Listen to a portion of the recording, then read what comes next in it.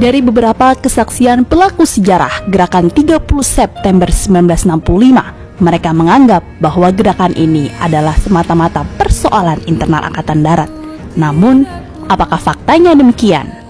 Dalam video ini akan kita ungkap beberapa poin yang membuktikan bahwa apakah benar G30S adalah persoalan internal Angkatan Darat?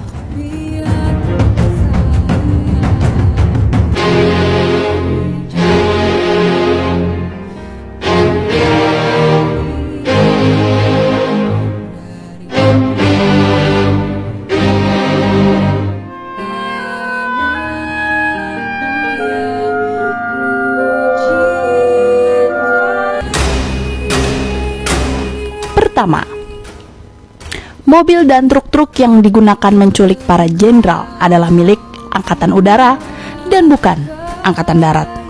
Yang kedua, tempat kejadian perkara ada di Lubang Buaya dan masih wilayah dari TNI Angkatan Udara dan bukan di Angkatan Darat.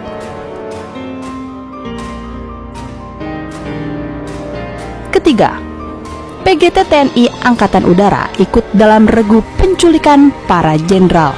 PGT di sini adalah pasukan gerak cepat AURI. Keempat, PPP TNI AU menjadi bagian dari pasukan Pringgodani G30S. PPP adalah pasukan pengamanan pangkalan dan pasukan Pringgodani adalah pasukan yang ditugaskan untuk menerima para tawanan gerakan 30 September, yaitu para jenderal TNI Angkatan Darat.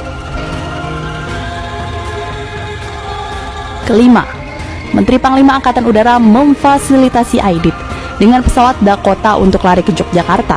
Menpang AU juga yang memfasilitasi Brigjen Suparjo dengan helikopter VIP TNI Angkatan Udara ketika Brigjen Suparjo dalam perjalanan dari Istana Negara ke Halim dalam rangka laporan ke Soekarno mengenai operasi G30S. Keenam, selama operasi G30S, Aidit berada di Halim, tepatnya di rumah perwira TNI AU bernama Suwardi. Lagi-lagi di sini Angkatan Udara terlibat.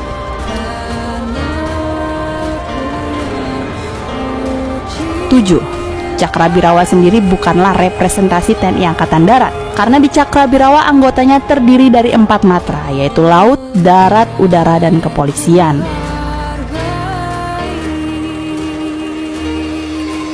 Kedelapan, saat mau menghadap Soekarno, Suparjo ditemani oleh asisten intelijen TNI Angkatan Udara bernama Heru Atmojo. Di sini lagi-lagi pihak Angkatan Udara yang terlibat. 9. Semua bivak dan tenda-tenda di TKP Lubang Buaya saat penyiksaan para jenderal juga milik TNI Angkatan Udara.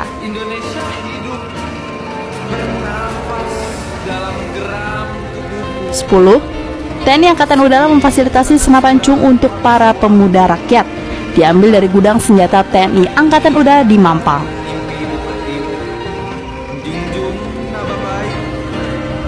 11. Om Mardhani dijanjikan menjadi Perdana Menteri pasca Soekarno kalau mendukung G30S atas dasar kesaksian Mahmiluk Heru Atmojo. Ke-12, TNI Angkatan Udara menyiarkan lewat RRI yang isinya mendukung G30S tanggal 1 Oktober 1965 pukul 9 pagi. 13. Jenko 1 yang bertempat di Gedung Penas juga merupakan kekuasaan TNI Angkatan Udara walaupun status Penas adalah perusahaan negara. Ke-14, Dewan Revolusi mendemisionerkan Kabinet Dwikora yang gak ada hubungannya dengan TNI Angkatan Darat. Lalu, bagaimana kita masih menyebut G30S ini disebut masalah internal TNI Angkatan Darat?